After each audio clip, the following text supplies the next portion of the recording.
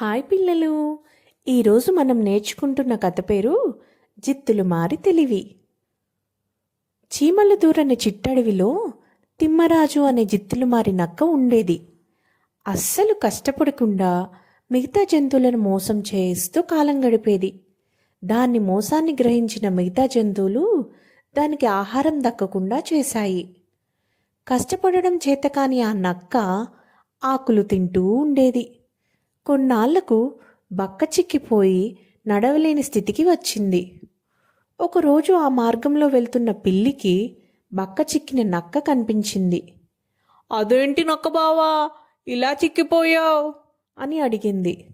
తన కష్టాన్ని చెప్పుకుంది నక్క.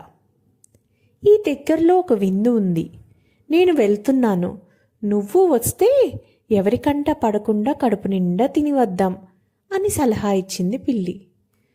పిల్లితో వెళ్ళిన నక్క అక్కడ ఆహారాన్ని కడుపు నిండా తిని పిల్లిని ఇంటి వాళ్లకు పట్టించాలనే ఉద్దేశంతో పెద్దగా ఊలపెట్టింది. ఇంతలో ఇంటివాళ్ళు వచ్చి పిల్లిని నక్కని బంధించారు. వారి నుంచి ఎలాగోలా తప్పించుకున్న పిల్లి ప్రాణాలతో బయటపడింది. పుష్టిగా తిన్న నక్క పరుగు పెట్టలేక వారి చేతిలో చావు దెబ్బలు తిన్నది. ఈ కథలో నీతేంటి పిల్లలు? మంచివారికి చెడు తలపెట్టాలని చూస్తే మనకే చెడు జరుగుతుంది.